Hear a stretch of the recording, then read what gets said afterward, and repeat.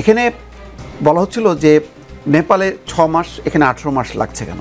তখন বলছে যে আমরা, ডক্টর ইউনূসের উত্তর ছিল এই যে আমরা যখন আসলাম তখন আমাদেরকে তো কেউ মেয়াদ ঠিক করে দেয়নি, আমাদের সামনে তখন ছিল সংস্কার, বিচার এবং অন্যান্য বিষয়গুলি, সুশাসন, এই বিষয়গুলি। তো তখন আবার বলছেন যে এমনও তো ছিল, কেউ বলছেন যে আরও লম্বা সময় থাকেন। তার মানে এই সরকার ঠিক কত লম্বা সময় ধরে থাকবে এইটা ধারণাটা উনি করতে পারেননি, কারণ একটা অভ্যুত্থান এবং বাস্তবতায় এর কিছু দায় কিন্তু আবার রাজনৈতিক দলগুলোরও আছে। রাজনৈতিক দলগুলো কিন্তু কখনোই বলেনি একসাথে বসে যে ঠিক আছে অন্তর্বর্তী সরকার আসুক, এই ফরম্যাট আমরা মেনে নিচ্ছি, কিন্তু 6 মাসের মধ্যে বা 3 মাসের মধ্যে নির্বাচন দিতে হবে, এটাও বলেনি, এটাও সত্য কথা। তো তখন মনে হচ্ছিল যে সংস্কার করুক, আমরা হাসিনার হাত থেকে বাঁচছি, এটাই বড় মানে বাঁচা, মানে আর আমরা ক্ষমতায় যাব কবে এইটা হয়নি। কিছুদিনের মধ্যে যখন নাকি অন্তর্বর্তী সরকার অনেকটা রেগুলার সরকারের মতন ফাংশন করা শুরু হলো, তখন তাদের মধ্যে মাথায় আসলো যে আরে এটা কী হলো, এটা তো দেখি অনেক দিন থাকার ধান্দা করতেছে বা পায়তারা করতেছে, আমরা কবে যাব ক্ষমতায়। এবং যখন নাকি প্রশাসন, পুলিশ টুলিশ নিয়ে ভাগাভাগি শুরু করলো, কামড়াকামড়ি, এইটাতে তারা সময় ব্যয় করছে। তারা একটা রাজনৈতিক দলগুলো একটা ফাঁদে পড়ছে, বা অন্তর্বর্তী সরকারকে মানে খুব নিষ্ঠুরভাবে বলতে হয় একটা সুযোগ করে দিছে যে আপনারা রিল্যাক্স, আপনারা কাটেন। দেখবেন যে অনেকগুলো ছোটোখাটো সেমিনার, সিম্পোজিয়াম দেশের বাইরে হচ্ছে, চলে যাচ্ছে, কেউ ব্রাজিলে যাচ্ছে, কেউ মরক্কো যাচ্ছে, এমন সব দেশে যাচ্ছে। এগুলি তো করার কথা না। অন্তর্বর্তী সরকার বলে না, তত্ত্বাবধায়ক সরকার বলেন, এটা তো লিমিটেড সময়, খুব জরুরি কাজগুলি করার কথা। আপনার কথা থেকেই বলি, আবার প্রধান উপদেষ্টা সেই সাক্ষাৎকারেই বলেছেন আমাদের কতদিন থাকতে হবে তা কেউ নির্ধারণ করে দেয়নি, বলেছেন আমরা কতদিন থাকবো সেটা আমাদের সিদ্ধান্ত। এই অন্তর্বর্তী সরকার কতদিন থাকবে সেটা শুরুতে নির্ধারণ না হওয়াতেই কি এমন, মানে আজকে যে কথা বা আজকের যে পরিস্থিতি সেটাই কি কারণ কিনা, বা অন্তর্বর্তী সরকারি সিদ্ধান্ত নেবে তারা কতদিন থাকবে, আসলেই কি তাই? আরেকটা বিষয় নিশ্চয়ই মাহফুজ আলমের ওই কথা, উপদেষ্টা মাহফুজ আলমের ওই কথাটা আপনার মনে আছে যে বিএনপি নিয়েছে 10টা, জামাত নিয়েছে 3টা, ভাগাভাগি যখন শেষ তখন একটা পর্যায়ে এসে মনে হলো যে নির্বাচন কবে, যেটার ইঙ্গিত আপনিও দিয়েছেন যে আমরা কবে ক্ষমতায় যাব। এক্স্যাক্টলি। আসলে মানে শুরুতেই অন্তর্বর্তী সরকার, দেখেন ডক্টর ইউনূসের ভাষণ, প্রথম ভাষণ সম্ভবত উনি বলছেন যে শাসন কাজ পরিচালনা করা আমাদের কাজ না, আমরা নিজ নিজ পেশায় সন্তুষ্ট। এখানে একটা মেয়াদ দরকার ছিল। ওই যে কম সংস্কার চাইলে ডিসেম্বর, বেশি সংস্কার চাইলে জুন, এইটা মানে এইটা একটা ভেগ টার্ম। প্রথমেই যেহেতু ওনারা মানে সবাই টেকনোক্র্যাট, সবাই মানে সুশীল সমাজের প্রতিনিধি, ওনারা রাজনীতির প্রতিনিধি না, ওনাদের ডাইরেক্ট তৃণমূল পর্যায়ে কোনো রাজনৈতিক শক্তি নেই যে ওনাদের পাওয়ারটাকে এক্সারসাইজ করবে বা টিকায় রাখার জন্য কেউ কাজ করবে। করতো যদি মানে ছাত্ররা যদি ওই ছাত্রদের অবস্থায় থাকতো, তারা যদি দল না করতো, তাহলে হয়তো একটা শক্তি হিসাবে তারা সমস্ত জায়গায় এই সরকারকে সাপোর্ট দিতে পারতো। এখন প্রথমে এটা ইউনূস সরকারেরই দায়িত্ব ছিল যে তাদের নিজেদের মেয়াদ ঠিক করা। আচ্ছা, একে কি সুশীলা কার্তিকে কেউ চাপ দিছে যে আপনার প্রথম দিনেই কিন্তু ঘোষণা করতে হবে যে আপনার 5ই মার্চ নির্বাচন দিতে হবে? না, কেউ দেয়নি। কিন্তু উনি বুঝতে পারছেন যে এই ধরনের গভর্নমেন্ট দিয়ে বেশি দিন চলা যায় না, চলা উচিতও না, চলতে গেলেই ঝামেলা হবে, সমস্যা হবে। এইটা আমার ধারণা যে ডক্টর মোহাম্মদ ইউনূসের সরকার বুঝতে পারেনি। তখন একটা আবেগ ছিল, ওই যে আবেগ সবারই ছিল, অন্য রাজনৈতিক দলগুলোরও তো দায়িত্ব ছিল, যারা ম্যাচিউর, তারা কেন বললো না যে ইউনূস সরকারকে আপনি কিন্তু 6 মাসের মধ্যে নির্বাচন দেবেন? এই কথা কিন্তু বলেনি, এটা সত্য। তখন তারা হাত ছেড়ে পাচ্ছে যে বাবা হাসিনা তো গেছে, আমরা এখন মুক্ত, ফ্রি, এখন আমরা একটু ঘুমাই টুমাই, তারপরে দেখা যাবে কি হয়। এই করতে যেই সমস্যাটা এখন মনে হয় বোঝা যাচ্ছে সেই আবেগ আর বাস্তবতার মধ্যে একটু হলেও তফাৎ আছে। ফয়েজ আহমদ, জাতিসংঘের মানে সাধারণ অধিবেশনে গিয়ে যে বক্তব্য রেখেছেন, মেহেদী হাসানকে যে ইন্টারভিউটা দিয়েছেন, সেটা নিয়ে নানান ধরনের আলোচনা তো চলছেই। বিএনপি চেয়ারপারসনের উপদেষ্টা ও সাবেক বিরোধী দলীয় চিফ হুইপ জয়নাল আবদিন ফারুক বলেছেন, প্রধান উপদেষ্টা এক সাক্ষাৎকারে যে মন্তব্য করেছেন তা আগামী জাতীয় নির্বাচন নিয়ে জনমনের সংখ্যা আরও বাড়িয়ে দিয়েছে।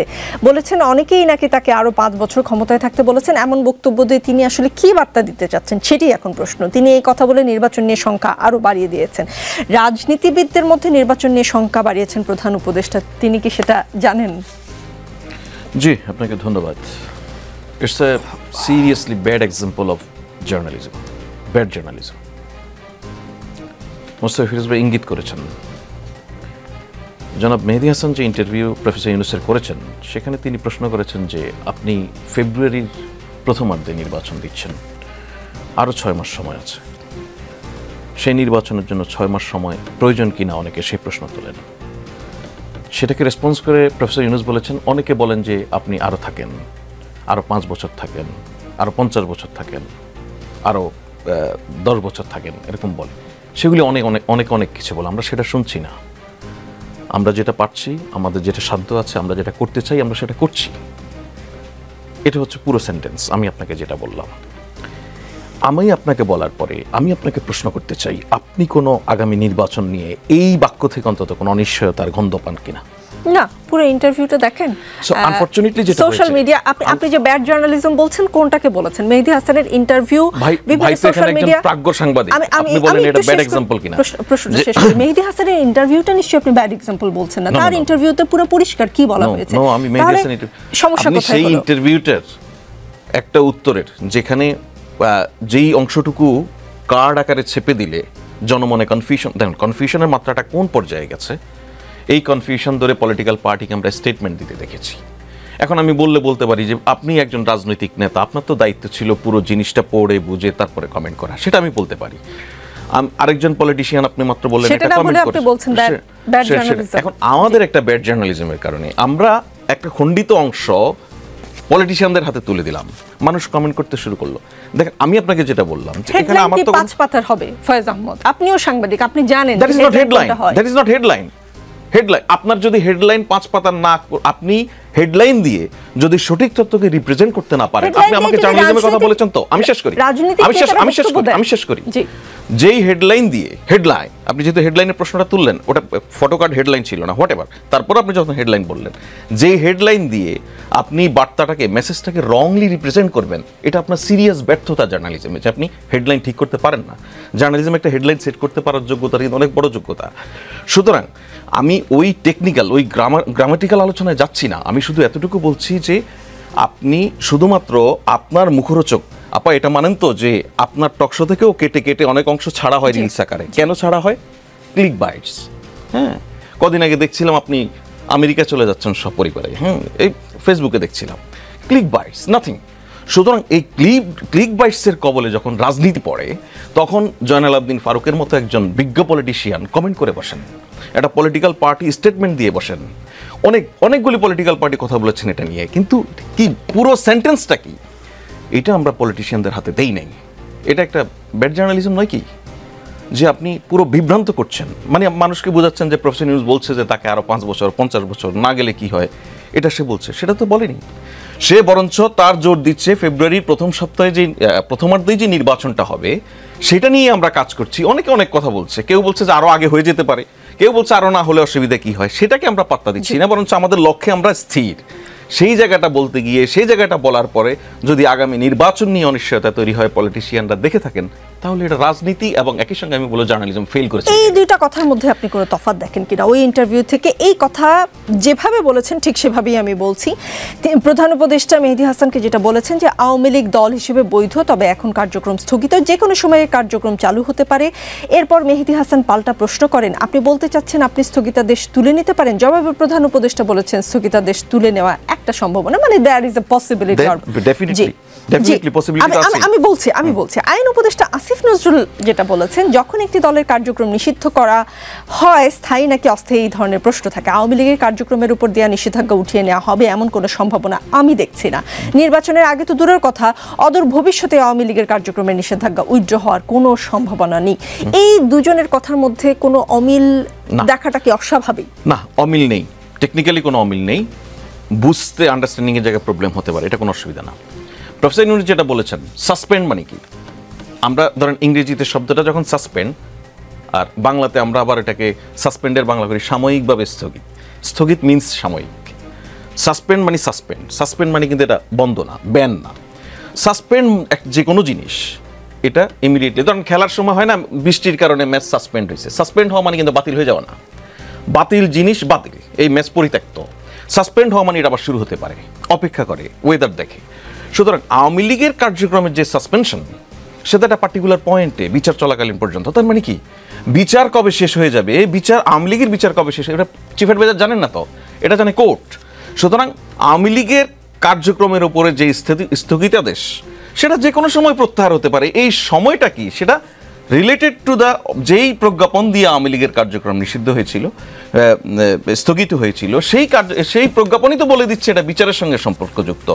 আর প্রফেসর আসিফ নজরুল যেটা বলছেন সেটা উনি ওটাকেই ব্যাখ্যা করেছেন। উনি ওনার জায়গাটা বলছেন যে আমার যা ধারণা, উনি একজন আইনের শিক্ষক, উনি আইন মন্ত্রণালয় চালান, উনি কোর্ট কাছারির সঙ্গে সম্পৃক্ত, উনি বলছেন আমার যা ধারণা, উনি হয়তো বিচারের গতি বা বাস্তবতা যেটা দেখছেন তার আলোকে মনে করছেন না যেটা নির্বাচনের আগে হওয়া সম্ভব। সুতরাং এই দুইটা কথার মধ্যে কোনো পার্থক্য নেই। কিন্তু এটাও হচ্ছে ওইরকম যে আমি বুঝতে হুট করে এরকম বুঝছি কিনা যে আওয়ামী লীগের, এখানেও দেখেন আপনি যে পুরো জায়গাটা যায়নি, ওই অতটুকু গেছে আওয়ামী লীগের কার্যক্রমে নিষেধাজ্ঞা যে কোনো সময় তুলে নিয়ে, এরকমই হয়েছে তো, হেডলাইন তুলে নিয়ে হতে পারে চিফ অ্যাডভাইজার এটা বলেছেন। সুতরাং পুরো সেন্টেন্সের মধ্যে আমি এরকম কোনো বড় ঝামেলা দেখি না যেটার সঙ্গে জনাব আসিফ নজরুলের বক্তব্যের সঙ্গে অমিল রয়েছে। বরঞ্চ প্রজ্ঞাপনের সঙ্গে, যে প্রজ্ঞাপনের মধ্য দিয়ে আওয়ামী লীগের কার্যক্রম স্থগিত করা হয়েছে, সেই প্রজ্ঞাপনের সঙ্গে ওনাদের দুজনের কারোর বক্তব্যেরই কোনো পার্থক্য নেই। মোস্তফা ফিরোজ, কবি ও চিন্তক ফরহাদ মজহার বলেছেন কিছুক্ষণ আগে আপনি যে কথাটা বলছিলেন যে কিছু তরুণ ছাত্রদের মন্ত্রণালয়ে নিয়েছেন, এজন্য অভিনন্দন, কিন্তু মন্ত্রণালয়ে তারা চালাতে পারেনি। তরুণরা দেশ চালাবে এটাই তো স্বপ্ন, কিন্তু তরুণদের মধ্যে বিভক্তি তৈরি করা হয়েছে কারণ শেখ হাসিনার আমলাতন্ত্র রয়ে গেছে। তরুণদের মন্ত্রণালয় চালাতে দেয়া কি তবে ভুল সিদ্ধান্ত ছিল কিনা আপনি কি মনে করেন? তার মতামতের সাথে একমত দ্বিমত কোনটা পোষণ করেন? না, পুরোটাই তো একটা মানে ভুল, তো বিশাল একটা ভুল। ছাত্ররা ডাইরেক্ট কেন, এটা তো শুধু তরুণ না, এটা একেবারেই বলা যায় যে ছাত্র। কারণ আমরা দেখলাম যে আসিফ মাহমুদ সজীব ভুঁইয়াকে নর্থ সাউথে ভর্তি পরীক্ষার জন্য পরীক্ষা দিতে দেখলাম। তার মানে স্টুডেন্ট একটা মিনিস্ট্রির প্রধান হয় কী করে, মিনিস্ট্রি চালায় কী করে, তাও একাধিক গুরুত্বপূর্ণ, মানে স্থানীয় সরকার এবং ক্রীড়া মন্ত্রণালয়। এবং তার মধ্যে ভুলটা দেখলাম তো যে কুমিল্লা জেলার জন্য 2400 বা 300 একটা জেলার জন্য বরাদ্দ, তার নিজের নির্বাচনী এলাকার জন্য প্রায় 350 কোটি, আবার হাসনাত আব্দুল্লাহ প্রায় 250 কোটি টাকা। তো এটার ব্যাখ্যা কি, জবাব কি? আজ পর্যন্ত এই যে যখন কি প্রথম আলোতে বিশাল করে নিউজটা আসলো তার কোনো ব্যাখ্যা দিয়েছে? এটা তো সিরিয়াস একটা এটা তো পলিটিক্যাল, যারা রাজনীতি করেন, রাজনৈতিক মিনিস্ট্রি যারা চালান, তারা এই সমস্ত করেন তার নিজের জেলার জন্য। এরা আগে তাজুল ইসলামও তো কুমিল্লার ছিল, কুমিল্লায় করলো, তা আবারও করলো। তো এখানেই তো বৈষম্য। তো এই বৈষম্য বিরোধী ছাত্র আন্দোলনের তারা যখন নাকি নিজেরা গেল, তারাই তো বৈষম্য তৈরি করলো। তার মানে সেই ম্যাচুরিটিটা তাদের নাই, এবং তারা সেখানে থেকে তারা তাদের দলীয় রাজনৈতিক কার্যকলাপ চালাচ্ছে। তার সাথে ওয়াহিদুদ্দিন মাহমুদ বা অন্য উপদেষ্টাদের দেখবেন ওনারা তাদের এলাকায় যান না, আর এনারা নিয়মিতভাবে এলাকায় যায়। তো এটা তো হইতে পারে না। একটা অন্তর্বর্তী সরকার থাকবে নিউট্রাল, কিন্তু এখানে একটা অংশ পুরো পলিটিক্যাল আর একটা অংশ একদম নন পলিটিক্যাল, এটা তো হইতে পারে না, এটা তো গোজামি। এখানেই হচ্ছে ডক্টর ইউনূসের সরকার পরিচালনার সবচেয়ে ব্যর্থতা, সবচেয়ে বড় দুর্বলতা, যে উনি একটা মিনিস্ট্রিটাকে, তার ক্যাবিনেটটাকে একটা স্রোতে গাঁথলো না।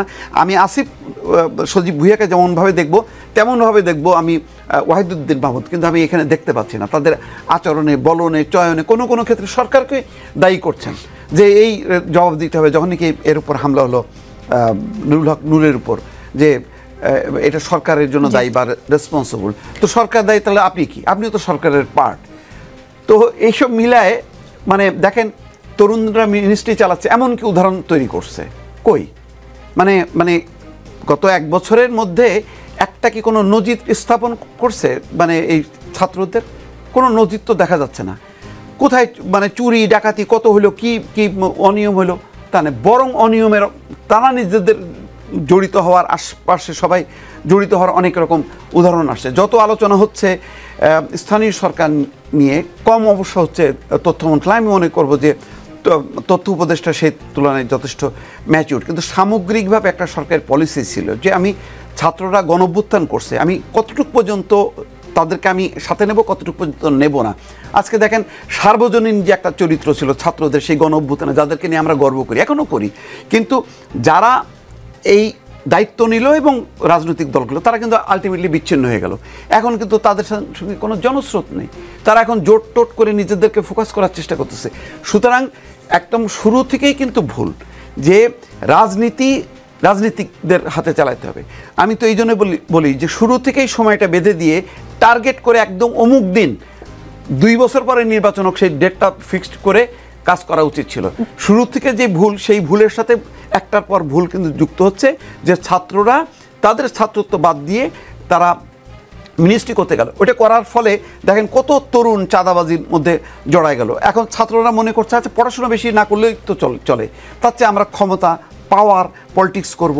বাংলাদেশের রাজনীতির চরিত্র আমরা জানি যে কি, এখনও পর্যন্ত সেই আদর্শিক মানে চর্চা যেহেতু নাই, ফলে ওই প্রচলিত এই আশঙ্কাটা কিন্তু ডক্টর মোহাম্মদ ইউনূস করছিলেন, যে তিনি বলছিলেন যে এরা যখন নাকি দল করবে তখন আমার ভয় যে প্রচলিত রাজনীতির মধ্যে ঢুকে না যায়। ঠিক তাই কিন্তু হয়েছে। এই ম্যাচুরিটিটা দিয়ে কিন্তু উনি বুঝতে পারছেন এবং আমরাও শঙ্কা করছিলাম যা, ঠিক তাই হয়েছে। কিন্তু এটা একেবারেই ভুল সিদ্ধান্ত হয়েছে মিনিস্ট্রির দায়িত্ব নিয়ে। বরং তারা তাদের যে অভ্যুত্থানের চেতনার দায়িত্ব, সেই দায়িত্ব নিয়ে যদি তারা পাড়া মহল্লায় সমস্ত তৃণমূলে ছড়ায় যেত, তাহলে চাঁদাবাজি বন্ধ হইতো, দুর্নীতি বন্ধ হইতো, সবাইকে মিলে একটা দেশ পুনর্গঠনের একটা কাজ করতে পারত। তরুণদের যে রাজনৈতিক দল এনসিপির প্রতীক নিয়ে আসলে কোনটা নিবে না এক ধরনের দ্বিধাদ্বন্দ্ব বা কি বলবো, এক ধরনের চলছে। তো নাগরিক ঐক্যের সভাপতি মাহমুদুর রহমান মান্না বলেছেন এনসিপিকে শাপলা প্রতীক দিলে মামলা তিনি করবেন না। এর আগে শাপলা প্রতীক চেয়েও নাগরিক ঐক্য পায়নি এবং মান্না সাহেবের এই যে কথাটা যে শাপলা পেতে চাইলে এনসিপিকে মানে এনসিপির এগেনস্টে তার কোনো কমপ্লেইন থাকবে না, এই স্টেটমেন্ট কি আসলে তাদেরকে শাপলা পেতে সাহায্য করবে কিনা? যদিও ইসি যে 50টা প্রতীক দিয়েছে সেখানে কোথাও আসলে শাপলা নেই। দেখেন, ইসি তো একটা আইন কানুনের মধ্য দিয়ে চলে। যখন কি ভেটিং করে আইন মন্ত্রণালয় থেকে আসছে সেখানেও কিন্তু শাপলা ছিল না। ফলে ইসি মানে তাদের প্রতি মাহমুদুর রহমান মান্নার একটা ব্যক্তিগত আমাদেরও সহানুভূতি আছে। আমিও ব্যক্তিগতভাবে মনে করি কি আছে দিলে ক্ষতি কি, কিন্তু রাষ্ট্রের কিছু আইন কানুন আছে। এটা যেহেতু জাতীয় প্রতীক ধরা হয় নানান কারণেই, সেটা যেমন নাগরিক ঐক্যকে দেওয়া হয়নি, সেই কারণে হয়তো দেওয়া হচ্ছে না। এটা নিয়ে মানে খুব ধরে বসে থাকার তো কোনো কারণ, এটা তো কোনো প্রতিষ্ঠিত প্রতীক না, এটা তো দাড়িপাল্লা না, নৌকা না, বা ধানের শীষ না। তো এটা নিয়ে কেন এনসিপির মধ্যে এত উত্তেজনা যে এটা দিতেই হবে, এটা দিলে কি হবে? আবার ইঙ্গিত করছে যে এটা দিলে নাকি ধানের শীষ ক্ষতিগ্রস্ত হবে। ধানের শীষের সাথে শাপলার কি মিল, আমি তো এটাও বুঝলাম না। তো মাহমুদুর রহমান মান্না হয়তো মানে তার স্বভাব সুলভ যেটা উদারতার পরিচয় দিয়েছে, আর নির্বাচন কমিশন তো আর সেটা পারে না, সেটা তো সে আইন কানুন বিধি দ্বারা পরিচালিত হয়। সুতরাং সেই কারণে সে তার অবস্থানে স্ট্রিক্ট আছে। জি, ফয়েজ আহমদ বলছিলাম কবি ও চিন্তক ফরহাদ মজহারের কথা। তিনি ওই যে সেমিনার থেকে আমি তার বক্তব্যটা তুলে ধরেছি, সেখানে তিনি আরও বলেছেন কিন্তু তিনি মানে ডক্টর ইউনূস গণ অভ্যুত্থানের অভিপ্রায় বোঝেননি। এখন তিনি যে জায়গায় গিয়েছেন এটা বাংলাদেশের জন্য অত্যন্ত বিপজ্জনক। তার প্রথম ভুল, তিনি এসেই তরুণ শিক্ষার্থীদের মাস্টারমাইন্ড বলে পরিচয় করেছেন, কিন্তু গণ অভ্যুত্থানের সত্তা হচ্ছে জনগণ, কোনো ব্যক্তি নয়। সবাই মিলে এই অভ্যুত্থানের নেতৃত্ব দিয়েছে। তিনি যেটা বলেছেন প্রধান উপদেষ্টাকে উদ্দেশ্য করে বলেছেন তিনি কথাগুলো, যে আমরা অপেক্ষা করেছি আপনার যেন মতি হয়, আপনার যেন রাজনীতি কাকে বলে এটা বোঝেন, আইন কাকে বলে বোঝেন, কারণ রাষ্ট্র মানে কিন্তু গ্রামীণ ব্যাংক চালানো না। রাষ্ট্র আর গ্রামীণ ব্যাংকের তফাৎ নিশ্চয়ই বোঝেন প্রধান উপদেষ্টা। বোঝেন তো ফয়েজ আহমদ? আমি জানি না আসলে বোঝেন কিনা। বিষয়টা হচ্ছে যে আপনি জনাব ফরহাদ মজহারের যেই আলোচনার একটি অংশ ধরে আলোচনা, খুব তাত্ত্বিক আলোচনা, মানে তত্ত্বের দিক থেকে জনাব ফরহাদ মজহার অনেক উপরে। ওনার তাত্ত্বিক অবস্থা নিয়ে বিশ্লেষণ করার জ্ঞানগত যোগ্যতা আমার ব্যক্তিগত নেই।